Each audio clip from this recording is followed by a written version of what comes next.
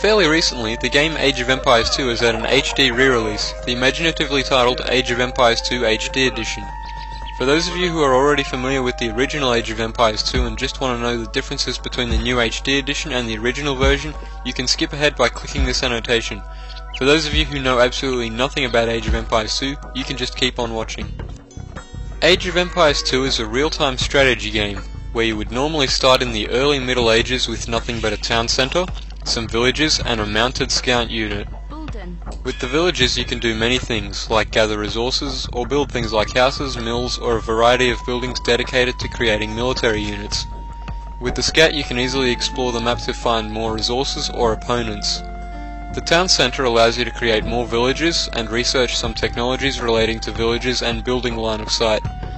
With these starting concessions, you're expected to attain victory through a variety of methods, which can include wiping your opponents from the face of the earth, gathering all of the relics present on the map, or creating a wonder and defending it from attacks for a period of time. Mandatum. Unlike other RTS games, there is a larger emphasis on resource gathering, which means that you will need to create many villages to gather resources before even considering building up an attacking force. Although one can try to adopt the strategy of using your villages as the attacking force.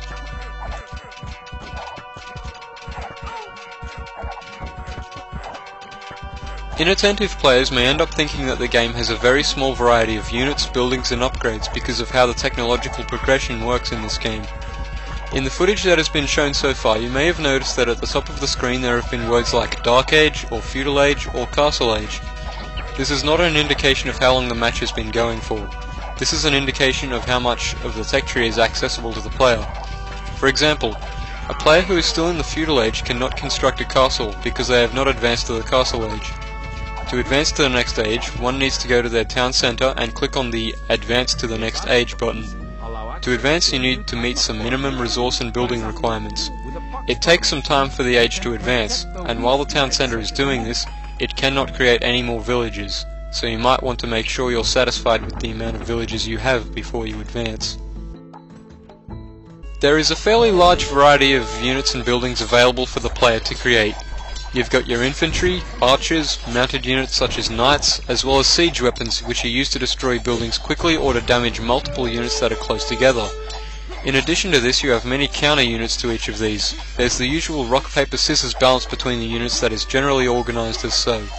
Cavalry beats archers, which beat infantry, which beat cavalry. But there are also dedicated counter units, such as ranged units that are specifically used to kill archers, and aren't good against anything else. Some civilizations have access to mounted camels, which are very effective at killing other cavalry, and so on.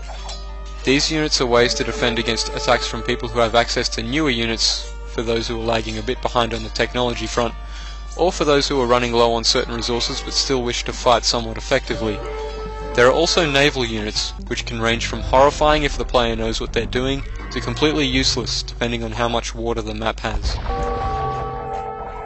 Your buildings can be roughly organised into 4 categories: economic, military, research and defensive.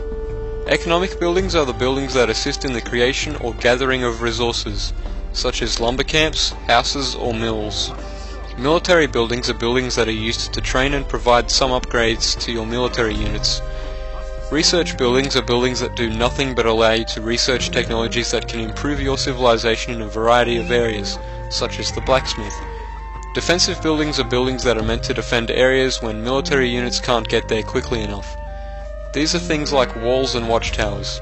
Please note that there is some overlap between these building types as well as in unit types. While there are a large number of factions in Age of Empires 2, there aren't many huge differences between said factions. Every civilization you can choose from has a bunch of little bonuses or drawbacks or things completely missing from their tech tree. For example, the Huns do not need to build houses, which means that they can just pump out as many units as they like as long as they have the resources to buy them, without worrying about whether they can support them. The Mayans and the Aztecs have access to no mounted units, but they gain bonuses in other areas such as having stronger monks, so if they wanted to they could just spit out an army of monks and convert a bunch of enemy mounted units if they wish to. Every faction also has access to 1 or 2 unique units and a unique technology. For example, the Vikings have the Berserks and Longboats as their unique units. The Spanish have a unique technology called supremacy, which makes their villages much stronger in combat. See? The game has a variety of single-player and multiplayer modes. With single-player, you can play the usual random map game, which includes pretty much everything I described earlier, or you can play through a bunch of single-player campaigns that follow certain historical figures such as William Wallace, Joan of Arc, and Genghis Khan. In multiplayer, you can also play the usual random map games with or against your friends, or try to play one of the alternative modes such as Deathmatch, where you're given a ton of resources and a bunch of military buildings with the sole goal of killing the other players, or Regicide, where every player has a king unit and the last player with a king still alive is the winner. I'm not saying that you can't play things like Regicide in single player, but it isn't anywhere near as fun when playing against the AI. Both single player and multiplayer also have support for custom-made maps, which are created with the really comprehensive map editor. You can also string a bunch of these custom-made maps together to make your own single-player campaigns. I think I've covered all one would need to know about Age of Empires 2. Now I'm going to talk about the differences between the original game and the HD edition. The first difference isn't really much of an actual difference, but just something nice to know. The HD edition also has the content of the Conquerors expansion pack, which adds the Korean, Aztec, Mayan and Spanish civilizations as well as some appropriate random map types and single-player campaigns. Another difference, which is one of the selling points, is that the game can support resolutions of above 1280 by 1024, as well as resolutions that aren't in a 4:3 aspect ratio. The game also has support for multiple monitors, though there have been complaints that this hasn't been implemented conveniently as there is no option to do this in the options menu. Instead, you have to press a button combination to spread the game across multiple screens. The graphics have been slightly altered for the HD edition. The cliffs look different, as does the fire and the water. Farms have also been changed, and the food resource icon at the top of the screen has been changed to a picture of some corn rather than the traditional meat. Another difference is that as of the time of recording, there are no graphical options at all, aside from the option to play the game windowed.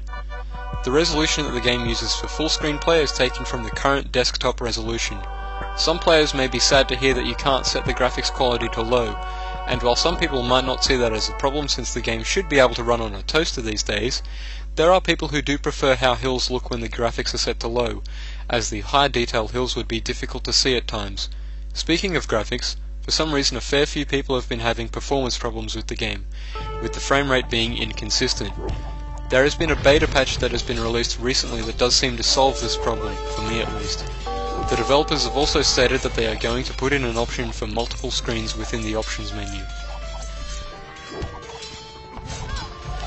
The HD edition has Steamworks integration, which means that the game now has Steam achievements, support for cloud saving, and is compatible with the Steam Workshop. You can download a variety of things for the game, such as new maps or campaigns, recorded demos or graphical mods, many of which aim to change the graphics to more closely resemble the original game. All of the HD edition's multiplayer functionality is handled through Steam. Starting a game is now as easy as clicking on multiplayer, then create. You can also browse through lobbies or start a quick match where it quickly sends you to a game that meets your preferences. The multiplayer in this version is kind of hit and miss. The lobbies are region locked, so if you want to play with people who are outside of your region, you have to add them to your Steam friends list and then invite them to your game. Connections also drop somewhat frequently, and the save and quit option that you're presented with when this does happen doesn't seem to work. I was playing against a moderate AI with the help of a friend because he was new to the game and I'm terrible at the game, so it would be a perfect match, and the connection drops. For me it saved and quit, but he told me that he continued playing and secured a wonder victory. Then he sent me the victory screen as proof. My first thought was, nicely done, the moderate difficulty is a ridiculous step up in difficulty compared to standard, I'm glad you won all by yourself. And my second thought was, why did that happen? The quick match functionality also seemed to do nothing but crash the game. Private lobbies seem to not be private. However, the recent beta patch seems to have fixed a lot of these problems. You may also wish to know that you cannot play multiplayer without being connected to the internet. There is no LAN option, but the game does play through LAN if the game detects that the players are on the same network after authenticating. Another change you might want to know about is the fact that you can now set the population limit to 500, up from the earlier 200. The AI doesn't seem aware of this and never seems to create more than 200 units, however.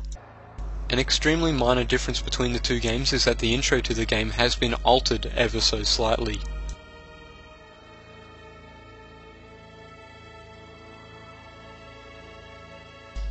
Now for the $20 question. Is Age of Empires 2 HD Edition worth it? This is actually a difficult question to answer.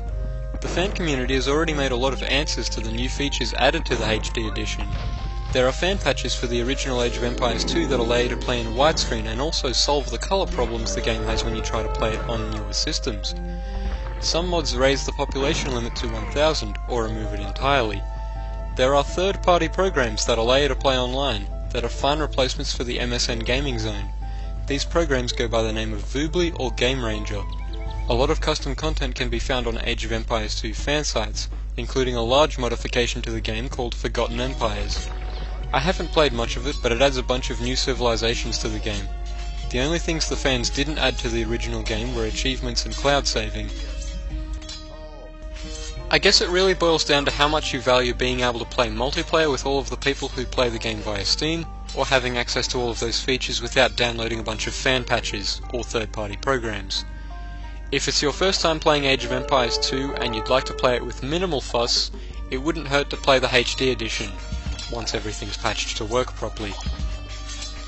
For a little bit less money, you can still buy the gold edition of Age of Empires 2 off of Amazon or the online retailer of your choice. If you value the ability to play the game via LAN, I recommend the gold edition. If you're still unsure about the game, I suggest waiting for a Steam sale.